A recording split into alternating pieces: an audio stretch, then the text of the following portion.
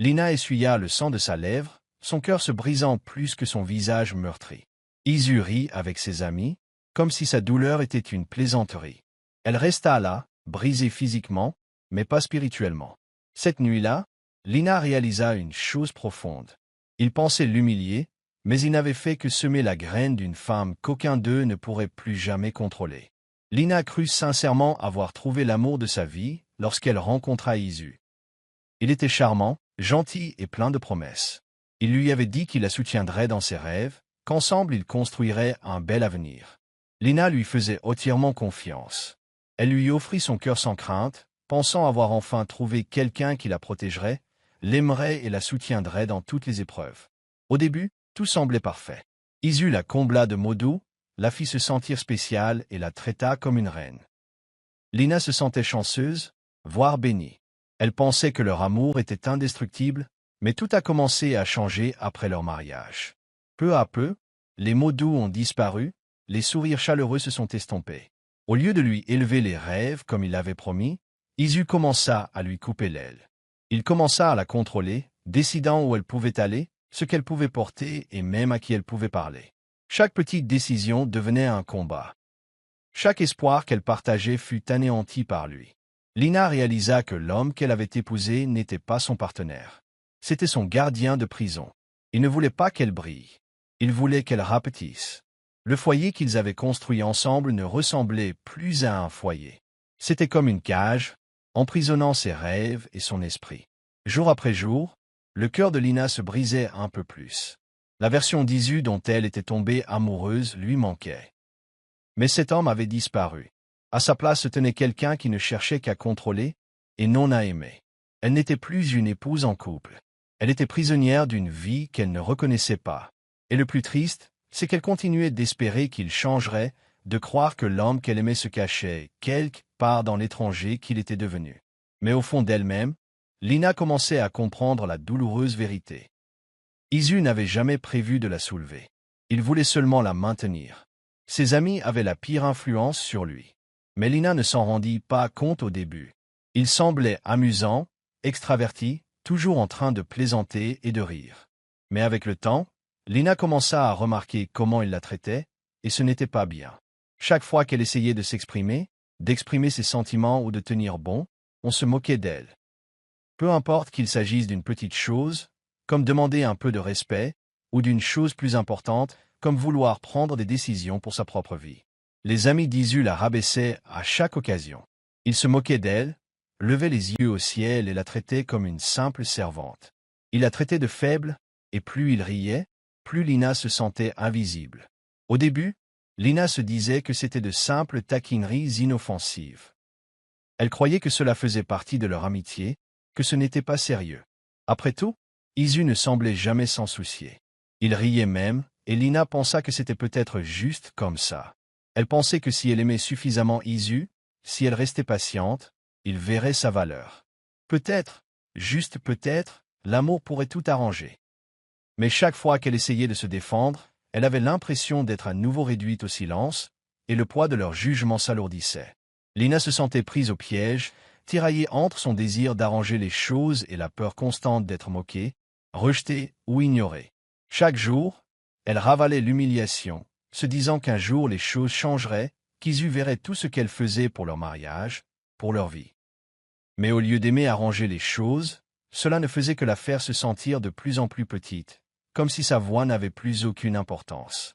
Chaque fois qu'il se moquait d'elle, elle doutait de sa valeur. Pendant un temps, elle commença à croire à leurs mensonges. Les amis d'Isu, censés être là pour lui donnaient l'impression qu'elle ne méritait aucun respect, qu'elle n'était qu'une plaisanterie.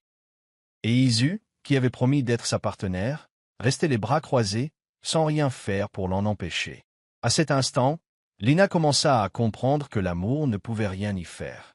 Plus elle se taisait, plus elle se perdait.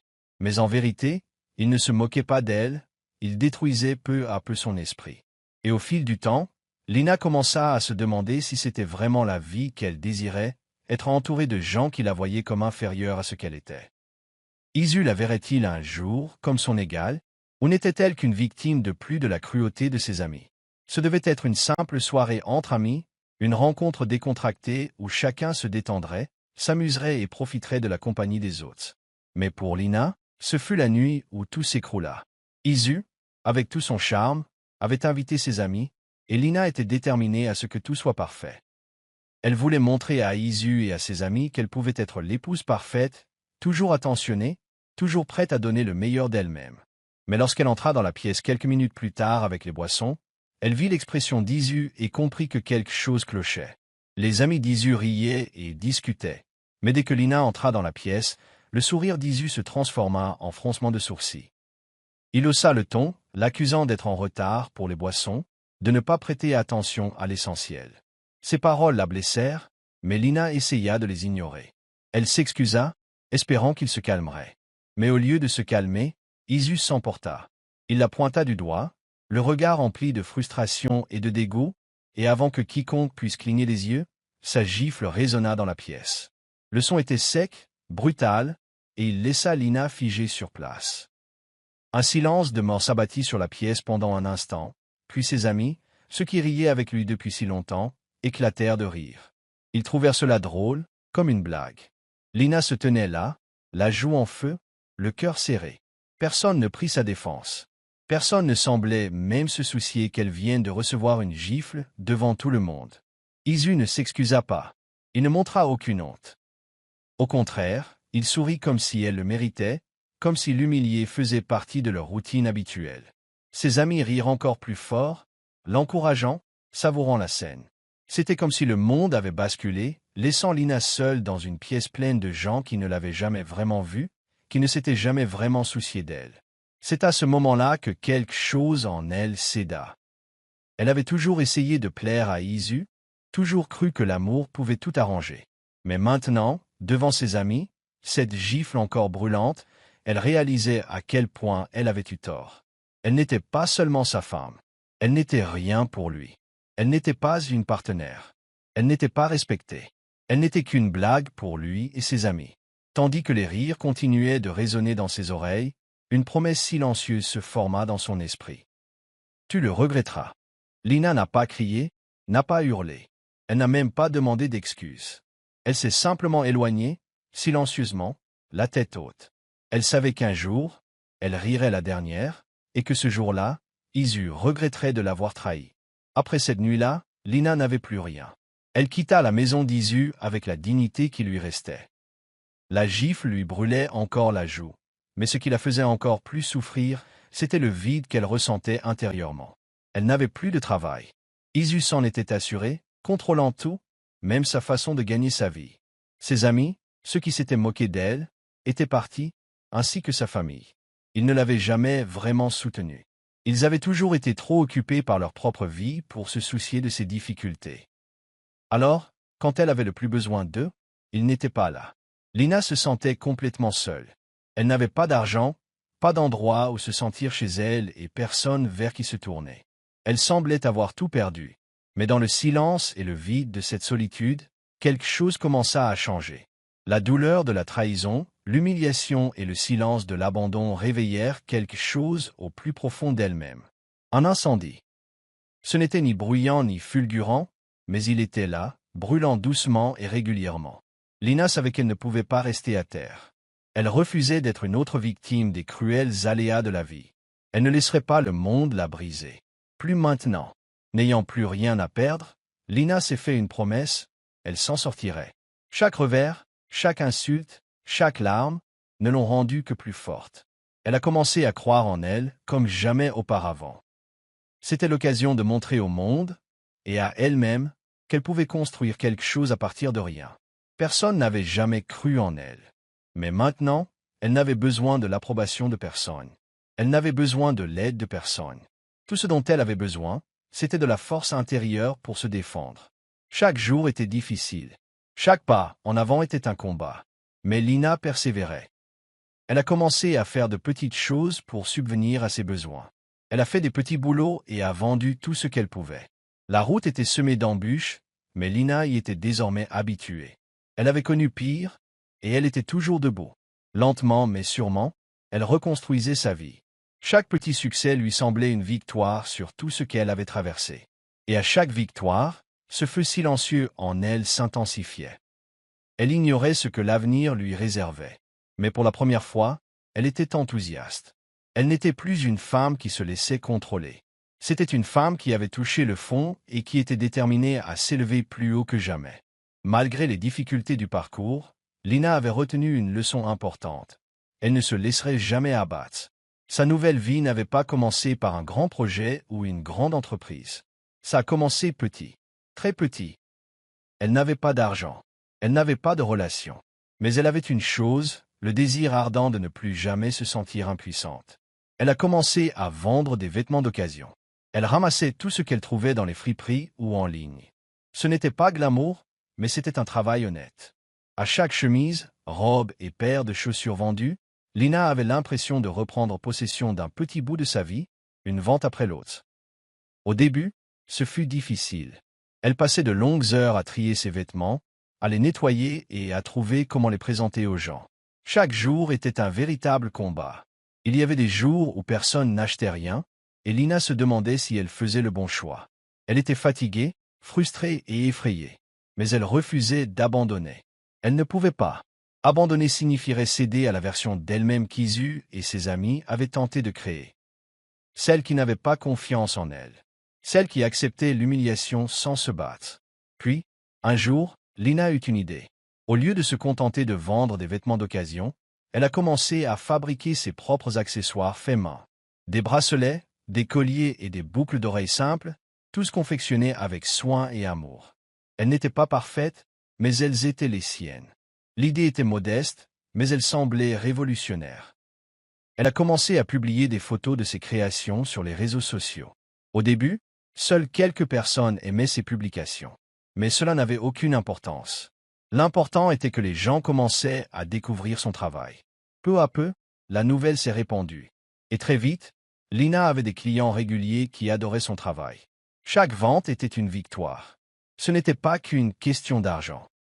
Chaque fois que quelqu'un achetait un de ses accessoires, elle avait l'impression de prouver quelque chose. Une preuve à elle-même, à Isu et à tous ceux qui avaient douté d'elle, qu'elle pouvait faire plus que simplement survivre. Elle pouvait prospérer.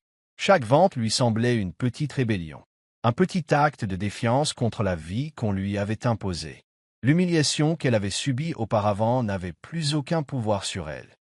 Chaque article vendu, chaque nouveau client, l'éloignait un peu plus de la femme brisée qu'elle avait été. La tâche n'était pas facile. Il y avait des nuits blanches, des moments de doute, et des jours où elle avait l'impression de ne rien avancer. Mais Lina continuait. Elle a continué à travailler dur. Elle a continué à créer. Et elle a continué à avancer. Elle savait que le chemin serait long.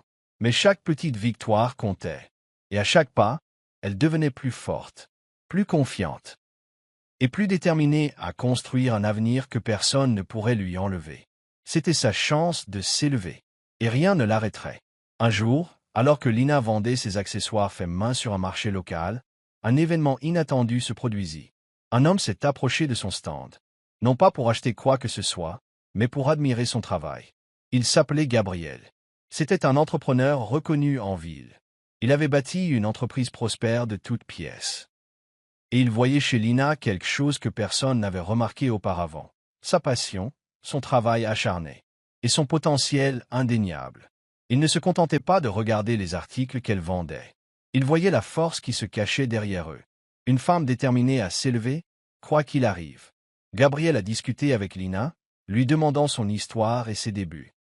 Tandis qu'elle lui racontait son parcours, il a été touché par sa résilience et son enthousiasme qui l'a poussé à persévérer.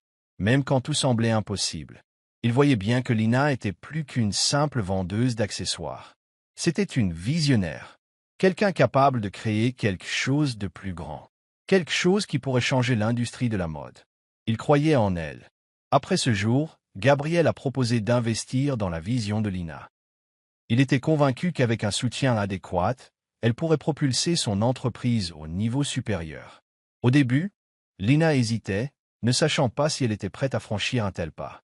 Mais Gabriel la rassura en lui disant qu'il avait déjà été à sa place, parti de rien, et qu'il l'accompagnerait à chaque étape. Lina, mêlée de peur et d'excitation, accepta de tenter sa chance. Avec l'aide de Gabriel, elle lança sa propre marque de mode, Lina Luxe. Tout a commencé modestement, comme tout ce qu'elle avait entrepris. Mais cette fois, elle avait le soutien et les ressources nécessaires pour développer son projet.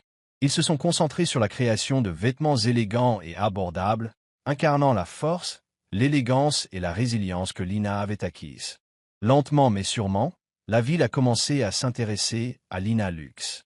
On a commencé à parler de Lina Luxe. Et bientôt, ce n'était plus une simple petite entreprise. C'était un véritable mouvement. En 2 ans, Lina Luxe est devenue une marque incontournable. La marque ne se limitait pas à la mode. C'était le symbole de tout ce que Lina avait surmonté. Il représentait l'idée que, quelles que soient les épreuves de la vie, on peut toujours se relever et briller. L'élégance de son design exprimait la force intérieure de chaque femme qui a affronté des épreuves et en est ressortie plus forte. Lina Luxe est devenue plus qu'une marque. Elle est devenue un symbole d'émancipation, un rappel qu'on peut construire ses rêves à partir de rien, comme Lina l'avait fait. Ce qui a commencé comme une rencontre fortuite s'est transformé en une opportunité unique. La confiance de Gabriel en Lina et sa détermination inébranlable avaient fait de Lina Luxe l'une des marques les plus en vogue de la ville. Le succès était arrivé, plus grand et meilleur qu'elle ne l'avait jamais imaginé. Lina avait parcouru un long chemin depuis l'époque où elle était humiliée par Isu et ses amis. Son travail acharné, sa détermination et sa nouvelle vie l'avaient transformée en une femme qu'il n'avait jamais vue venir. Un soir, elle reçut une invitation à un prestigieux gala d'entreprise. Ce n'était pas n'importe quelle invitation. Elle était honorée en tant qu'invitée d'honneur. La même femme autrefois moquée, rabaissée et méprisée était désormais célébrée pour sa réussite. C'était un moment dont elle avait rêvé, et cela lui semblait surréaliste. En entrant dans la grande salle de bal, tous les regards se tournèrent vers elle. Lina portait une magnifique robe dorée sur mesure qui scintillait sous les lumières. Elle marchait avec assurance, le bruit de ses talons résonnant à chacun de ses pas. Elle n'était plus la femme giflée, méprisée et méprisée. Elle était une reine à part entière, et tout le monde dans la salle pouvait le constater. Son cœur battait la chamade, mais sans peur. C'était de l'excitation, de l'impatience. Elle avait travaillé si dur pour en arriver là, et maintenant elle était prête à savourer l'instant. Puis, comme si le destin avait un sens cruel de l'ironie, le regard de Lina se posa sur un visage familier de l'autre côté de la pièce. C'était Isu. Il se tenait là, entouré de ses vieux amis, les mêmes qui avaient ri de lui lorsqu'il l'avait humilié, les mêmes qu'il avait vu souffrir sans jamais lui offrir leur soutien. Mais maintenant, quelque chose avait changé. Isu et son équipe ne riaient pas. Ils n'affichaient pas la fierté. Non, ils étaient sans emploi, désespérés et peinaient à joindre les deux bouts. Les rôles s'étaient inversés, et Lina pouvait lire la honte dans leurs yeux. Ce fut un moment doux amer. C'étaient ceux qui l'avaient autrefois traité comme de la merde, et maintenant c'étaient eux qui étaient tombés en disgrâce.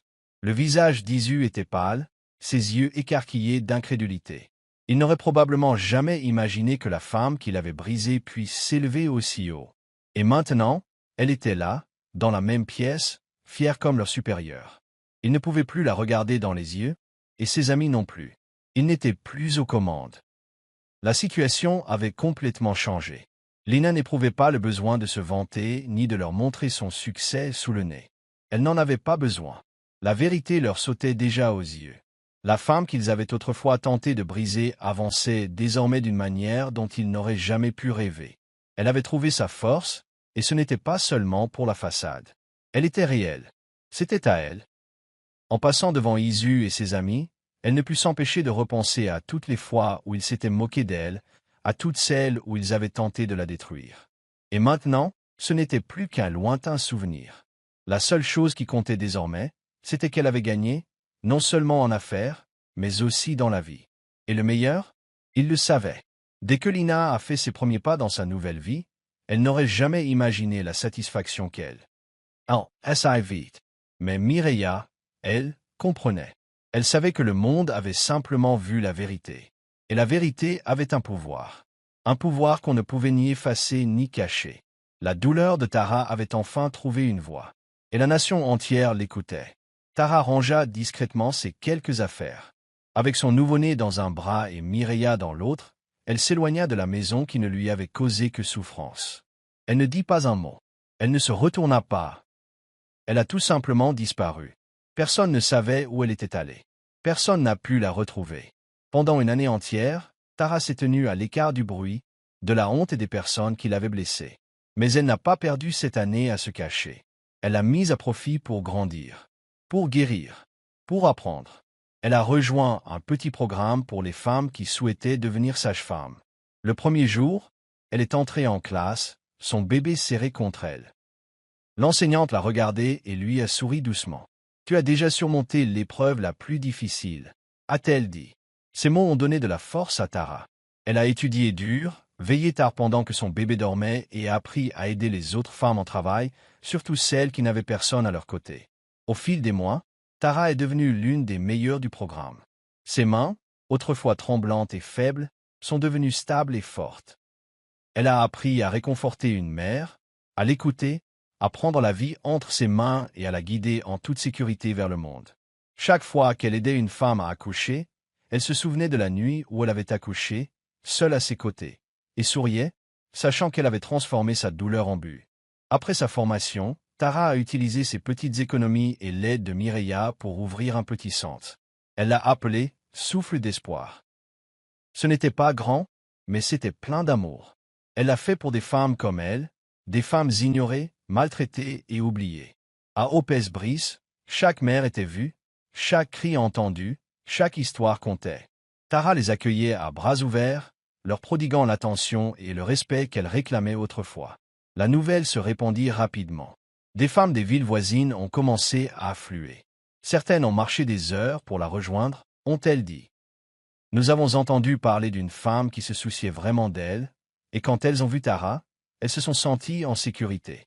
Sur un mur, au centre, était accrochée la photo d'une petite fille, enveloppée dans une serviette, les yeux clos, paisible. En dessous, on pouvait lire « Née dans l'obscurité, élevée dans l'espoir ». C'était sa fille, la raison pour laquelle elle continuait à se battre. Tara avait disparu du monde pendant un temps, mais elle était de retour, plus forte, plus sage et déterminée. Elle n'était plus la femme qui mendiait devant une porte verrouillée, elle était la femme qui ouvrait sa propre porte aux autres. Par un après-midi chaud, Johar se promenait en ville, l'air fatigué et désorienté. Il cherchait Tara depuis des mois. Personne ne voulait lui dire où elle était. Certains disaient qu'elle avait quitté le pays, d'autres qu'elle avait changé de nom, mais il ignorait totalement ce qui l'attendait. Au coin de la rue, il s'arrêta brusquement. Juste devant lui se trouvait un panneau publicitaire géant. Ses yeux s'écarquillèrent. C'était elle, Tara. Son visage rayonnait d'un sourire calme et fier. À côté de sa photo, en lettres grasses, on pouvait lire « Tara Osei, soignante primée et fondatrice de Opes-Brice. Jour Restifige, bouche bée. » Il n'en croyait pas ses yeux. La femme qu'il avait autrefois ignorée, insultée et abandonnée en travail était désormais un nom célèbre. Les passants levaient les yeux vers le panneau d'affichage et souriaient. Certains disaient même des choses comme « Elle a sauvé ma sœur » ou « Tara est une bénédiction pour cette ville ». La honte et le regret l'envahissaient, mais ce n'était pas le pire. De retour chez lui, il trouva sa mère, Mama Johar, très malade et affaiblie. Elle avait du mal à respirer et 2 hôpitaux lui avaient refusé des soins en raison de factures impayées. La seule clinique capable de l'aider était Opes-Brice. N'ayant pas d'autre choix, Johar a porté sa mère malade jusqu'au centre. Il marchait lentement, le cœur battant. Arrivé au portail, le personnel le regarda. Il savait qui il était. Pourtant, ils ne l'ont pas chassé. Ils l'ont laissé entrer. Tara était à l'intérieur, parlant doucement à une jeune mère. Quand elle a vu Johar et Maman Johar, elle n'a pas crié. Elle n'a pas pleuré. Elle n'a même pas cligné des yeux. Son visage restait calme et professionnel. Elle fit un signe de tête à l'infirmière à côté d'elle et dit doucement « Assurez-vous que le patient soit bien pris en charge. Personne n'est refusé ici. » Puis elle les dépassa comme s'ils étaient des étrangers. Et à cet instant, Johar comprit la vérité. Tara était devenue plus grande que la douleur, plus grande que la vengeance. Elle soignait les autres, tandis que lui ne ressentait que de la culpabilité. Chaque année, Tara revenait dans la ville où tout avait commencé. Mais elle n'y venait ni triste ni effrayée. Elle est venue avec force. Elle n'est pas revenue pour pleurer ou se plaindre de son passé. Au contraire, elle est venue la tête haute, prête à enseigner, prête à élever les autres. Elle formait désormais des femmes, des jeunes filles et même des hommes à surmonter la douleur, à se protéger et à se relever après avoir été brisée. Elle se tenait devant la foule, partageant son histoire. Non pas pour susciter la pitié, mais pour donner de l'espoir. On m'a laissé seule au moment où j'avais le plus besoin d'amour, disait-elle. Mais je n'ai pas laissé cela m'achever. Je l'ai laissé me construire. Sa fille, devenue une petite fille pleine de joie et d'assurance, courait toujours en riant dans le centre d'entraînement. Et elle appelait Mireia, maman aussi. Car c'est ainsi qu'était devenue Mireia, une deuxième mère qui ne les a jamais abandonnés. Les gens souriaient en les voyant tous les trois ensemble. Ils étaient plus qu'une famille. Elles étaient la preuve que l'amour ne vient pas toujours du sang.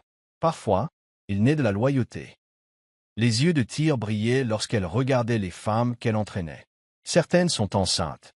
D'autres se remettent d'un chagrin d'amour. D'autres encore essaient simplement de trouver leur voie.